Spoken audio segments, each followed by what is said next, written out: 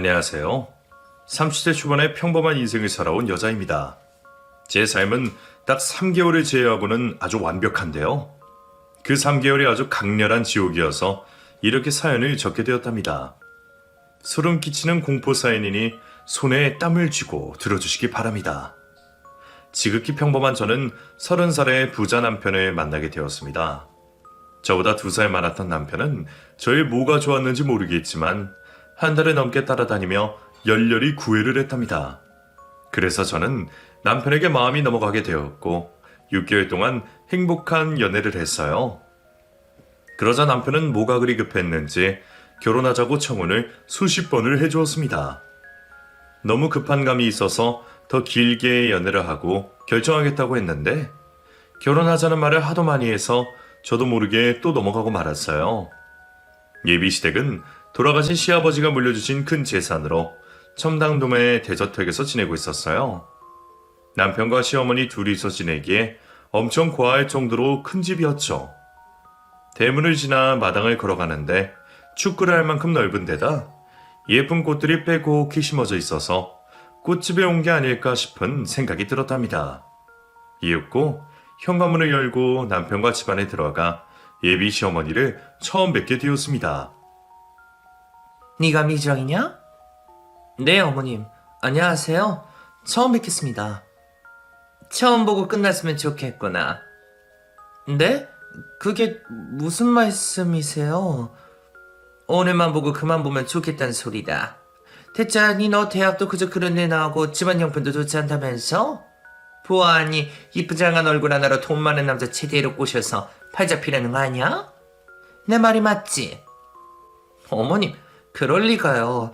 저는 흥수 씨를 진심으로 사랑해요. 돈 보고 결혼하는 거 아닙니다. 사랑 같은 소리 하고 있네. 오늘 내가 널 여기로 부른 이유는 네 아들을 다시 만나지 말라고 주제 파악하려는 소리를 해주려고 그런 거야. 알아들었으면 가봐.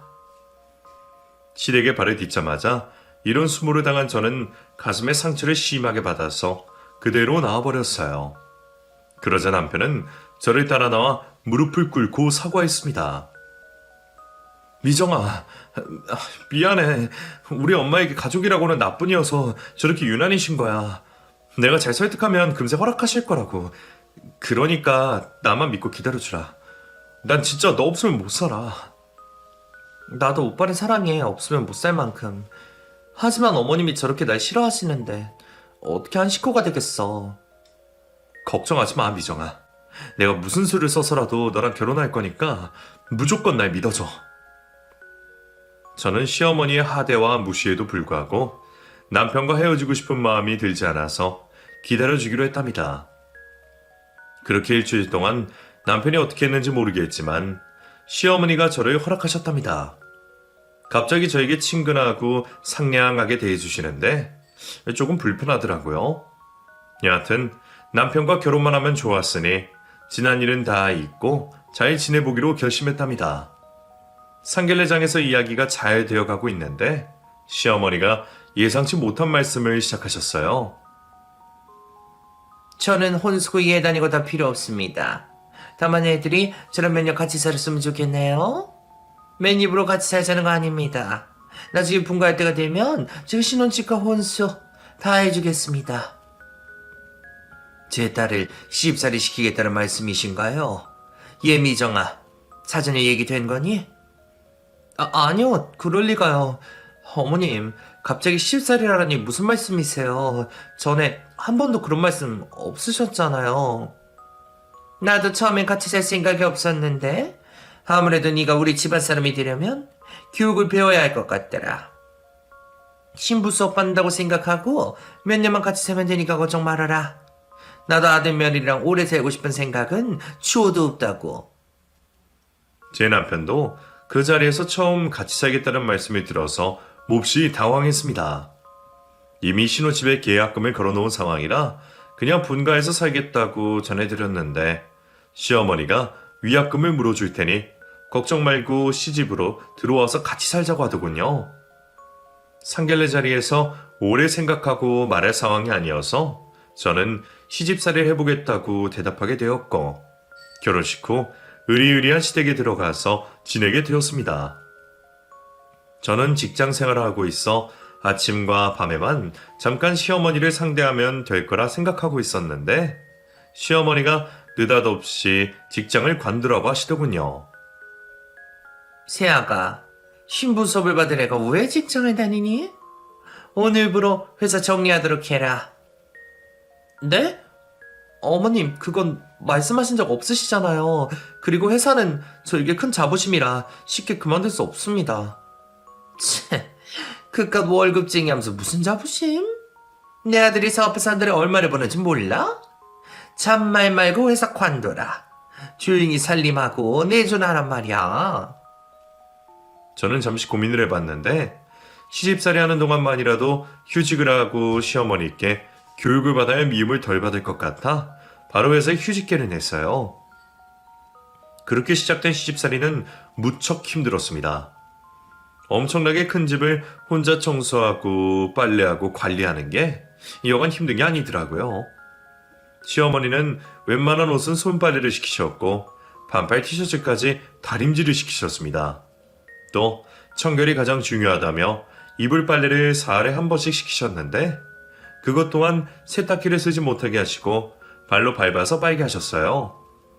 아침 일찍 집안일을 시작하면 해가 져야 끝나서 개인 시간을 가져보기는커녕 발 뻗고 쉴 시간도 없었답니다. 너네가 왜 이리 곰드니? 네 부모한테 게으른 피를 물려받아 그럴 거겠지. 그러니 네 부모 나이에 전세 아파트에 살고 있는 거라고. 사람은 자고로 부지런하고 성실하게 살아야 해.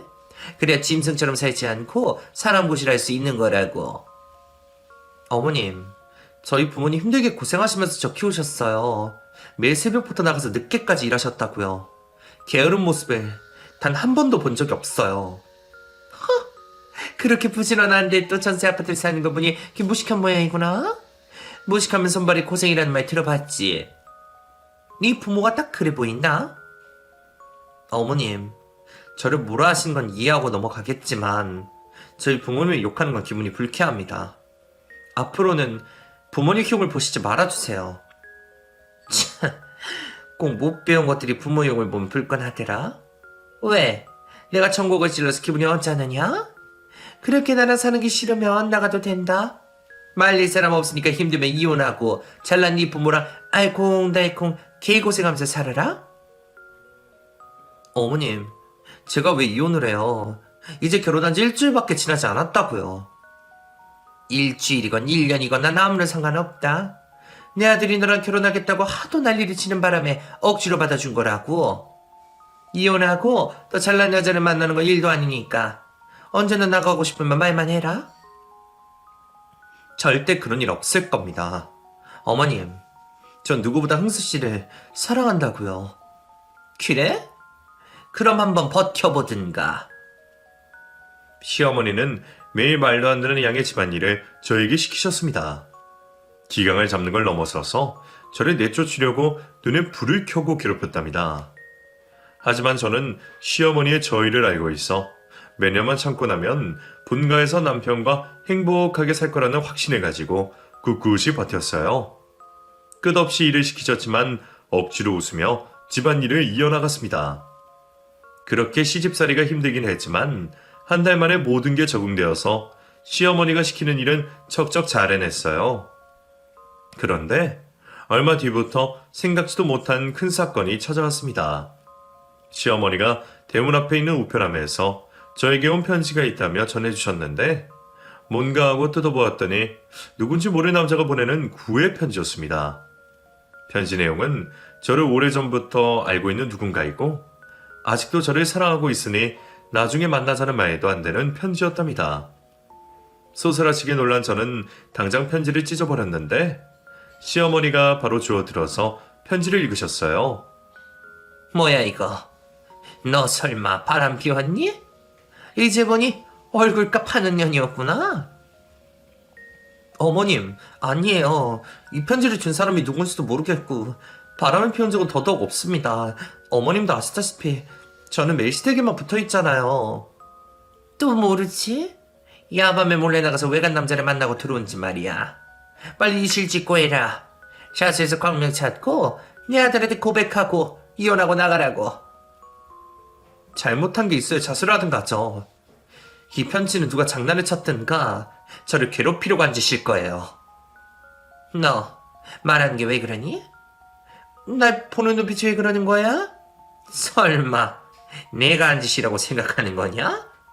이게 시애미를 뭘로 보고 그따위 의심을 해? 저는 시어머니가 한 짓이라는 걸 확신하지만 아닌 척하며 아니에요. 어머님, 제가 어머님을 의심하다니 말도 안 돼요. 여하튼 저는 모르는 남자이니 의심하지 말아주세요. 라고 대답하고 상황을 넘겨버렸습니다. 그런데 이튿날부터 발신자 표시가 안 된 문자가 오기 시작했습니다. 내용은 편지를 준 내용처럼 저를 오래전부터 알고 있는 누군가라며 사랑하니 어쩌니 하면서 곧 만나자는 내용이었어요. 한 번도 아니고 두 번이나 이런 일이 생기니 시어머니가 한 행동이 아니란 거라 판단이 들었습니다. 저는 문자를 무시했는데 매일 같은 시간에 메시지를 보내왔어요. 편지도 일주일에 한 번씩 우편함에 들어있었습니다. 점점 공포에 휩싸이기 시작한 저는 남편에게 이 사실을 전했어요. 여보, 누가 나를 스토킹하나 봐. 요 며칠 동안 문자랑 편지가 날아와. 저는 편지를 꺼내 보여주었습니다. 그러자 남편은 인상이 일그러지며 뭐야 이거? 어떤 놈이 이런 짓을 한 거야? 당신은 왜 이런 걸 숨기고 있었어? 진작에 나한테 말하지 않고 라고 흥분하더군요. 나도 그러려고 했는데 당신이 괜한 오해를 할까봐 걱정이 됐어. 그리고 시어머니도 이런 일은 당신한테 알리는 게 좋지 않을 거라고 조언하셔서 가만히 있었지.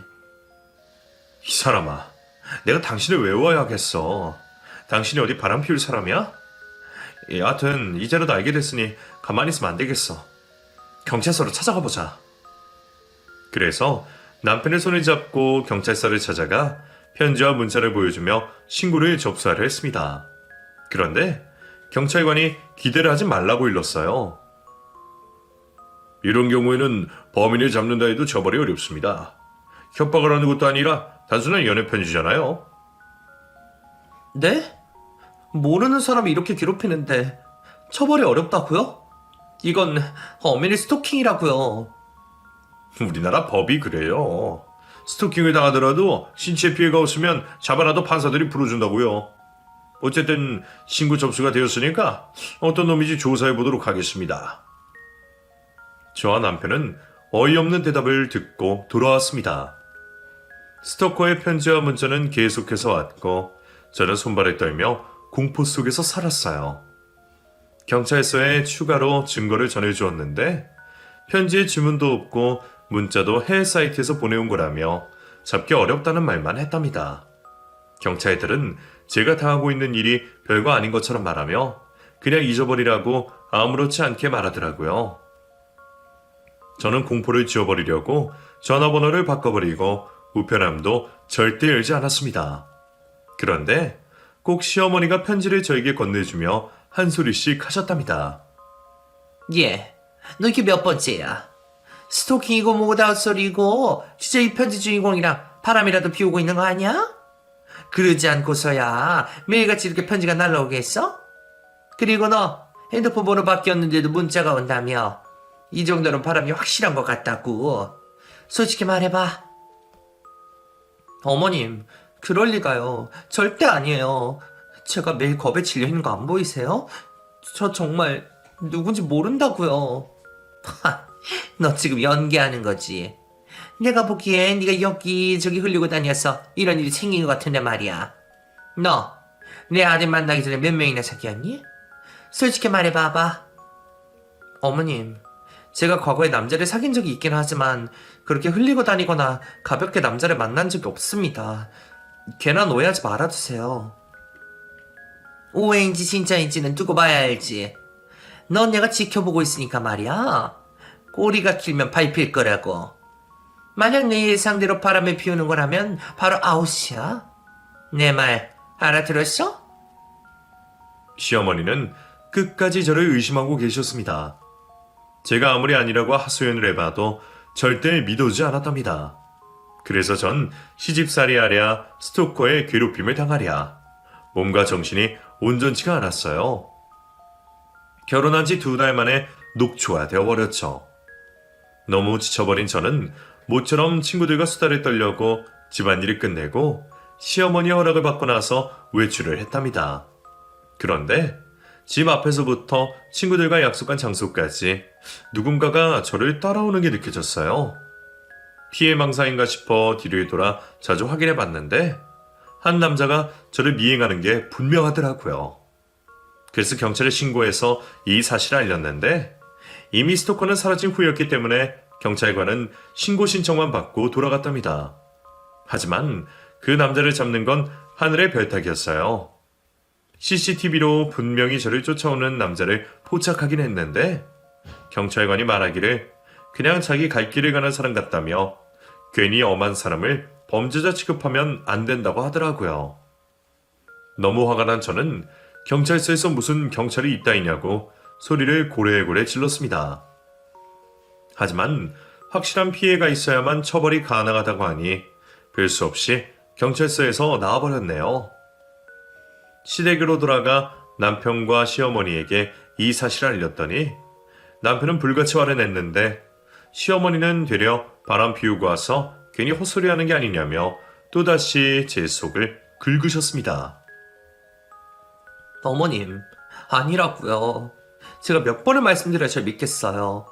그리고 바람을 피우고 와서 스토커를 보고 왔다고 거짓말하는 여자가 어딨겠어요. 또 모르지.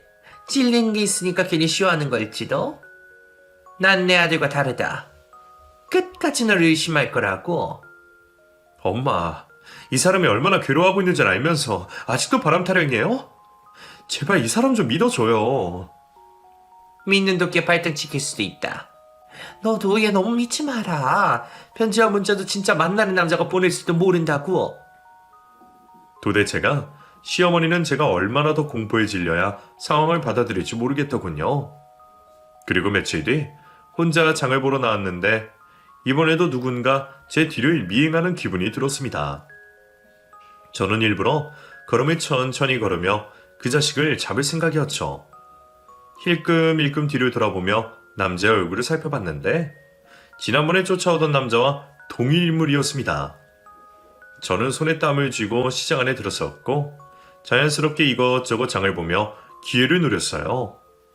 그러다 손에 쥔 시장 봉투가 그득해졌을 때 뒤를 돌아 스토커의 머리를 세게 날려버렸습니다. 왜 이러세요? 몰랐으므로 이 스토커야? 네가 잘 미행하고 있던 거 다 알고 있어. 지난번에도 날 따라왔었잖아. 또 편지랑 문자도 다 네가 한 짓이지. 당장 경찰에 신고해서 콩밥을 먹여주겠어. 시발 아줌마, 도대체 무슨 말 하는 거예요? 스토커라니?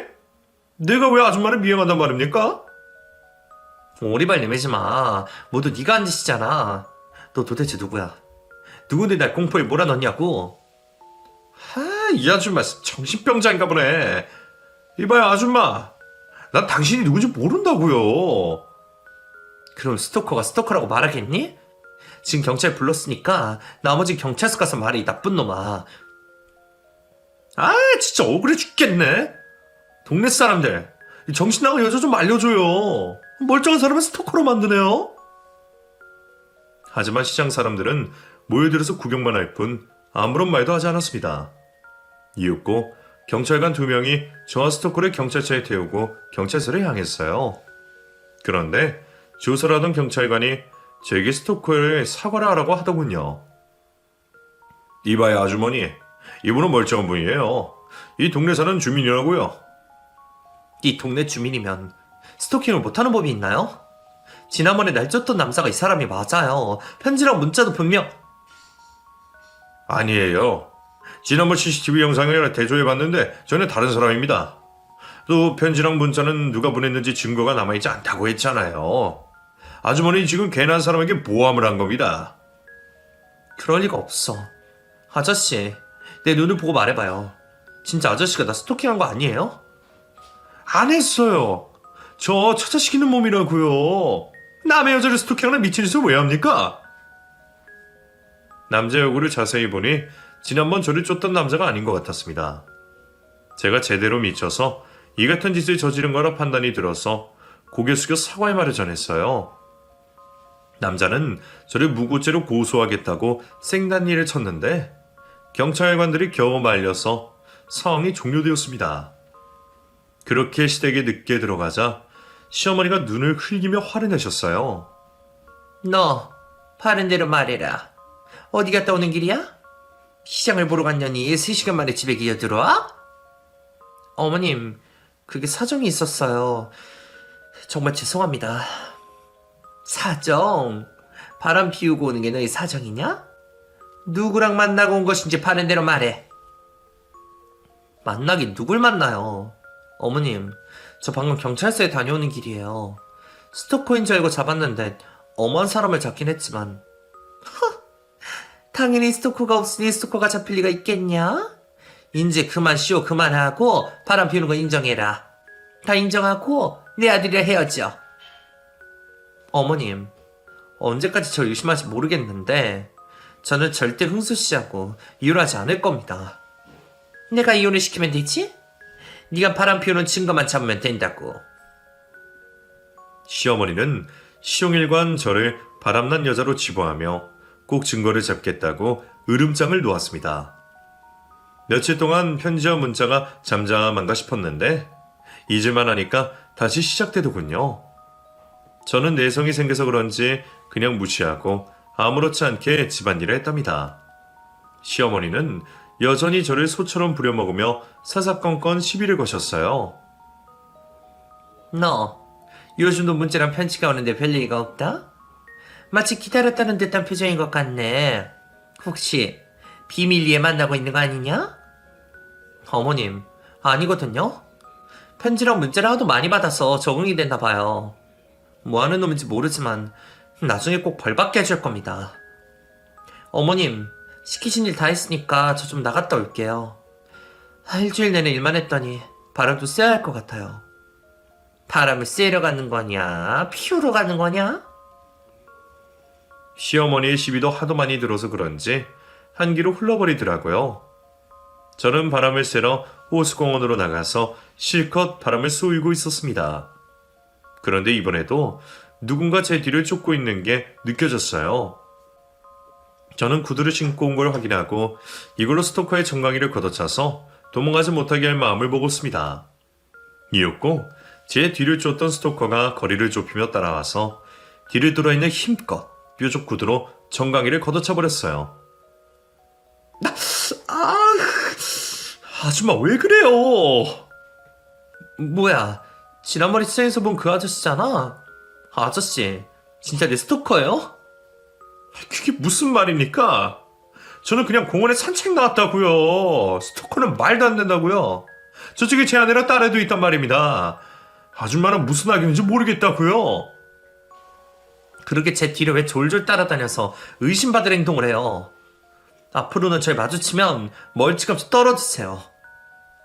그 남자는 정강이를 붙잡고 주저앉아 끙끙 앓고 있었는데 그냥 내버려 두고 시댁으로 돌아왔답니다. 수상하긴 하지만 확실한 증거가 없어 경찰에는 신고하지 않았죠. 그렇게 결혼 3개월 동안 별의별 일을 겪으며 지냈네요. 남편은 사업이 한창 바빠서 밤에만 겨우 얼굴을 볼 수 있었고 아침에는 밥도 먹지 않고 출근하는 바람에 신혼다운 생활을 거의 못했어요. 그러던 어느 주말에 시어머니가 여느 때처럼 저에게 대청소를 일임하고 외출을 하셔서 아침부터 바쁘게 청소를 하고 있었습니다. 매일 깨끗이 쓸고 닦고 빨고 널고 해도 일이 사라지지 않더라고요. 저는 괜히 시비를 걸 시어머니를 대비해서 전부 다 깨끗하게 청소해서 잔소리를 듣지 않으려고 5시간의 청소를 마치고 집안 곳곳을 스스로 검사했답니다. 그러다 문득 천장을 한 번도 닦지 않은 걸 깨닫고는 창고에서 사다리를 가져와 높은 천장을 닦기 시작했어요. 거실 천장부터 닦기 시작했는데 먼지가 꽤 많이 묻어나오더라고요. 구석구석 잘 닦다가 천장에 달린 소방 센서까지 닦기 시작했는데 이상한 파란 불빛이 깜빡거리는 걸 보게 되었습니다. 이게 뭔가 싶은 마음이 들어서 손가락으로 건드려 보니 완벽하게 고정되지 않아 움직이더라고요. 이에 손가락으로 잡아당겨 봤는데 쑥 하고 빠지는 겁니다. 자세히 들여다보니 그 물체가 뭔지 알게 되었습니다. 바로 소형 CCTV였어요. 등골에 소름이 돋는 바람에 사다리에서 떨어져 발목을 삐끗하게 되었는데 아픔은 느껴지지 않았고 스토커가 집 안까지 침범해서 CCTV를 달았다는 사실에 공포가 밀려왔습니다. 저는 다른 천장에도 있나 싶어 곳곳을 살펴보았는데 저희 신혼방과 주방 그리고 화장실까지 카메라가 달려 있었습니다. 안 당해보신 분들은 모르시겠지만 저는 너무 무섭고 겁이 나서 눈물까지 흘리며 공포에 떨었답니다. 여하튼 저는 곧장 남편에게 전화를 걸어서 떨리는 목소리로 말했어요. 여보, 집에 CCTV가 있어. 스토커가 우리 몰래 집안 곳곳에 달아놨나 봐. 뭐? 그게 사실이야? 내가 당장 경찰에 신고하고 출발할게. 혹시 모르니까 문나숙하고 있어? 빨리 와. 난 너무 무서워, 여보. 남편과 경찰이 집에 오기까지 30분의 시간이 걸렸는데 저는 그동안 너무 무서워서 많은 눈물을 흘렸답니다. 이윽고 남편이 현관문을 열고 들어와 울고 있는 저를 안아주며 달래주었고 경찰들은 집안 곳곳에 설치된 CCTV를 하나씩 수거했습니다. 누가 이런 짓을 했는지 모르겠지만 정말 겁이 없는 놈이네요. 카메라가 무려 20대가 있습니다. 저 실례가 안 된다면 집안을 한번 수색해도 되겠습니까? 아무래도 범인의 흔적이 있을지도 몰랐어요. 네, 얼마든지 수색해주세요. 그리고 빨리 스토커를 잡아주세요. 경찰들은 저희 신혼방에 들어가 침대 밑과 장롱 안까지 샅샅이 뒤지기도 했고 주방의 집기를 하나하나 꺼내보기까지 했습니다. 그리고 시어머니 방에 들어가 똑같이 수색을 하고 있었는데 방 안에 있는 창고에 대해 묻더군요. 여기 방 안에 있는 창고는 뭔가요? 문이 잠겨 있어서 열 수가 없네요. 그러자 남편이 거기는 창고예요. 생필품이랑 여분의 이불을 보관하는 곳이죠. 라며 수색을 하지 않아도 될 거라고 이야기했답니다. 하지만 경찰관은 혹시라도 뭔가 발견할 수 있으니 문을 열었으면 좋겠다고 대답했어요. 제가 창고 열쇠는 시어머니한테밖에 없고 집에 오시려면 몇 시간이 걸린다고 하자 자기들이 직접 열 수 있다며 열어도 되느냐고 물었어요. 혹시라는 게 있으니까 열고 들어가 보세요. 네, 그럼 드릴을 써서 열어보도록 하겠습니다.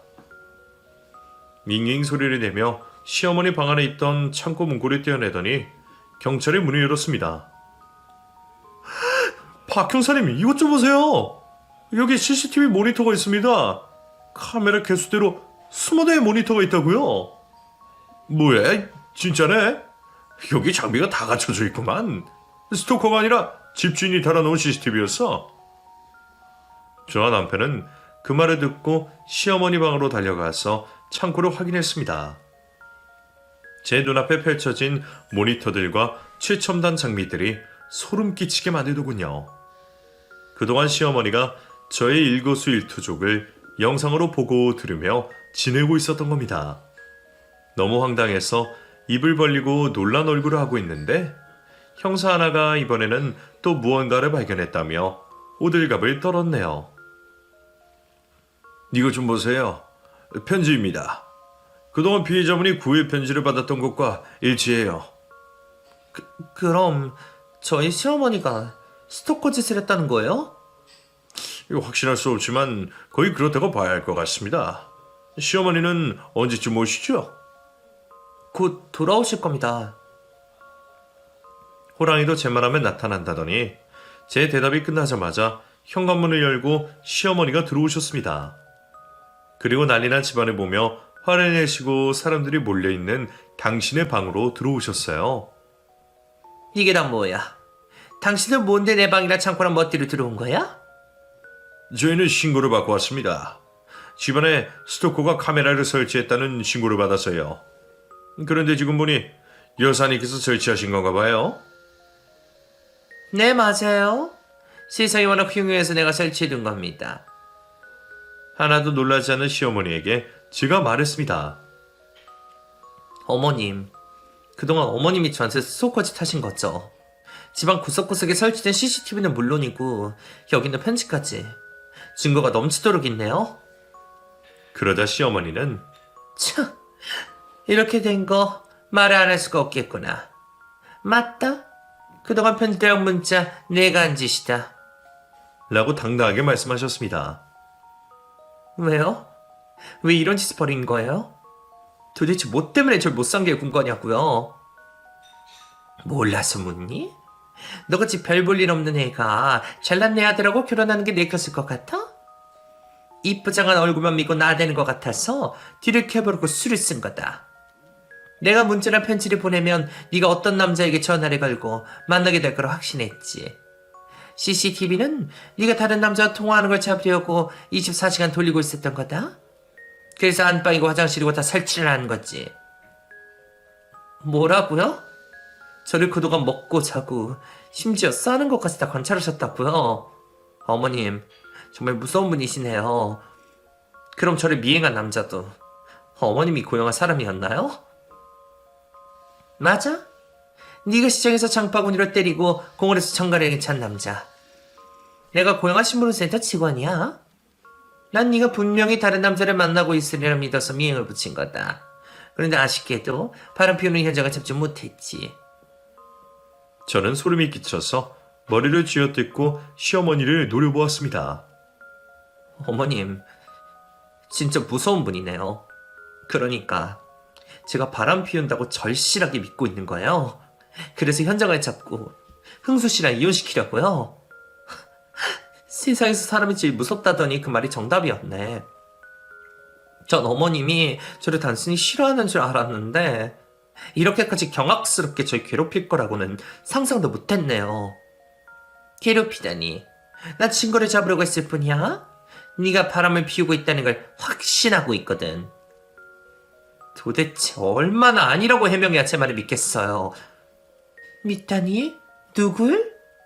너 같은 년은 내가 잘 알아. 얼굴 하나 믿고 남자 등골 뽑아먹을 년이 분명하지. 그런 년이 남자가 내 아들 하나겠어? 두고 봐. 내가 곧 너의 더러운 실체를 까발리고 말 테니까. 시어머니와는 도저히 대화가 되지 않았습니다. 저는 경찰관들에게 시어머니를 처벌해달라고 전한 뒤 지옥 같은 시댁에서 빠져나왔어요. 남편이 이성을 찾고 대화로 풀어가자고 설득했지만 몸서리치기 싫은 시어머니와는 단 1초도 말을 섞고 싶지 않았습니다. 그리고 더 두고 볼 필요도 없이 남편에게 이혼하자고 통보하고 택시를 타고 친정으로 떠났어요. 몇 시간 뒤 경찰관에게 사건이 어떻게 되었는지 연락이 왔는데 시어머니를 법적으로 처벌할 방법이 없다고 하더군요. 너무 기가 차서 말이 나오지 않았답니다. 이미정 씨, 시어머니가 집안에 카메라를 단 건 죄가 될 수 없어요. 본인 명의로 집이니 마음대로 카메라를 달아도 어쩔 수 없네요. 그리고 편지와 문자는 고의가 보이긴 하나 협박성 내용이 아니어서 처벌이 어렵네요. 시어머니께서는 재미로 했다면서 앞으로 하지 않겠다고 하셨어요. 뭐라고요? 그럼 제 시어머니가 아무런 처벌을 받지 않고 집으로 돌아갔다는 말씀이신가요? 스토커질을 그렇게 했는데도요? 그게 법이란 게 그렇네요. 이미정 씨한테 직접적인 폭행이나 위협을 한 게 아니어서 별다른 처벌을 내릴 수가 없습니다. 저는 해결이 이렇게 되었다는 것에 분노를 하고 말았습니다. 소리를 고래고래 지르며 경찰관에게 있는 욕 없는 욕을 다하며 그따위로 일처리를 하는 게 말이 되느냐고 했죠. 그런데 자기들도 방법이 없다며 국회에서 스토커법이 바뀌어야 처벌이 가능하다는 말만 되풀이했답니다. 결국 아무것도 얻지 못한 저는 전화를 끊고 변호사를 찾아가 이혼소장을 접수했어요. 시어머니의 만행을 일일이 다 적고 증거로 찍어둔 사진들을 모두 건네주었죠. 남편은 소장을 보고 연락을 해서 제발 이혼만 하지 말자고 애원했는데 시어머니가 존재하는 이상 남편과 절대 마주칠 일은 없을 거라고 통보했습니다. 일이 어떻게 되었든 간에 시어머니 소원대로 제가 이혼을 마음먹게 된 거죠. 얼마 뒤 남편과 법정에서 만나 제가 받을 위자료에 정신적인 보상금까지 더해서 받는 것으로 이혼이 성립되었고 2번 다시 남편과 시어머니를 보지 않게 되었답니다. 그이는 끝까지 저를 붙잡으며 마음이 돌아서면 돌아오라고 했는데 그럴 일은 죽었다 깨어난다 해도 없을 거라고 고함을 질렀습니다. 저는 시어머니의 스토커 짓에 충격을 심하게 받아서 정신과에 다니며 치료를 받게 되었습니다. 3개월 동안 한 주도 빠지지 않고 가서 상담을 받고 약을 처방받았답니다. 꿈에도 시어머니가 등장해서 괴롭히는데 정말 미칠 것만 같더라고요. 그래도 약을 꾸준히 복용하고 좋은 생각을 하려고 애쓰며 지냈더니 얼마 뒤부터는 정상적인 생활이 겨우 가능해졌답니다. 그런데 또 전 남편이 저를 찾아왔습니다. 역시나 다시 시작하자는 말을 시작으로 입을 떼더군요. 미정아, 우리 다시 시작하자. 네가 이혼 소송을 해서 어쩔 수 없이 이혼을 받아들이긴 했지만 내 마음은 언제나 너뿐이었어. 닥쳐. 당신 시어머니만 생각하면 아직도 치가 떨려. 그 지옥에 다시 가느니 차라리 감옥을 찾아 들어가겠다고. 미정아, 이제 우리 엄마 보지 않고 지내도 돼. 얼마 전에 다른 곳으로 떠나셨거든. 어머님이 당신을 두고 떠났을 리가 없어. 거짓말하지 마. 아니야, 진짜 떠나셨어. 사실은 내가 너랑 이혼하고 난 뒤에 엄마랑 도저히 같이 살 수가 없어서 혼자 오피스텔에서 지냈거든. 연락도 끊고 말이야. 그런데 나랑 따로 산 지 2달 만에 이웃집에서 연락이 왔어. 엄마가 이상을 하면서 찾아오는 게 좋을 것 같다고 하더라고. 그래서 엄마 집에 찾아갔는데. 그런데 왜? 무슨 일이라도 있었던 거야? 엄마가 정신줄을 완전히 놓고 마셨더라. 날 알아보지도 못하고 헛소리만 계속 하시더라고. 그래서 병원에 모시고 갔더니 과대망상이 너무 심해서 현실과 구분하지 못하는 지경이 되셨대. 당장 정신병원에 입원해서 치료해야 한대서 입원시켜드렸어. 그런데 아직도 제정신을 차리지 못하고 계셔. 그거 참 쌤통이다. 과대망상으로 내가 다른 남자와 바람 피운다고 끝까지 의심하고 스토킹까지 하더니 결과가 아주 판타스틱하다. 모든 게 인과응보라는 말이 딱 맞네. 어머님은 당신의 덫에 걸려서 그 모양이 된 거야. 나도 알아. 엄마는 오랫동안 정신병원에서 치료를 받으셔야 할 거야. 어쩌면 평생 거기서 사셔야 할지도 모른다고. 그래, 알았어. 좋은 소식 들려줘서 고맙네. 그렇다고 내가 당신과 재결합을 할 거라 생각했다면 큰 오산이야. 미정아, 너와 나는 아무런 문제가 없잖아. 우리 다시 시작해도 잘 살 수 있다고. 난 여전히 너를 사랑하고 있단 말이야. 전 남편은 급기야 무릎까지 끌어가며 저에게 재결합을 하자고 애원했습니다. 내가 이렇게 빌게. 우리 엄마가 당신에게 한 짐 내가 대신 사과할게. 그러니 제발 날 다시 받아줘, 미정아. 이에 저는 아주 길게 한숨을 내뿜었습니다.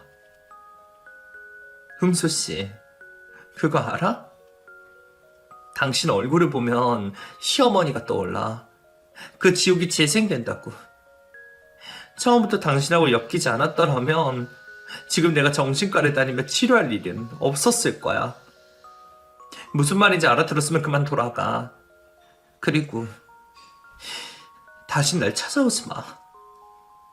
미정아, 미정아. 저는 등을 돌리며 그 일을 밀어냈는데 매일 저를 찾아와 재결합을 구걸했습니다. 하지만 저는 그이에 대한 애정이 하나도 남아있지 않았고 연민도 느껴지지 않아 매몰차게 거절했답니다. 결론은 제가 바람 피운다고 찰떡같이 믿고 막대먹어 스토킹을 한 시어머니는 미친 여자가 되어 정신병원에 입원해 아직도 제정신을 차리지 못했고, 저에게 버림받은 남편은 술독에 빠져 지내다가 사업을 말아먹고 말았답니다.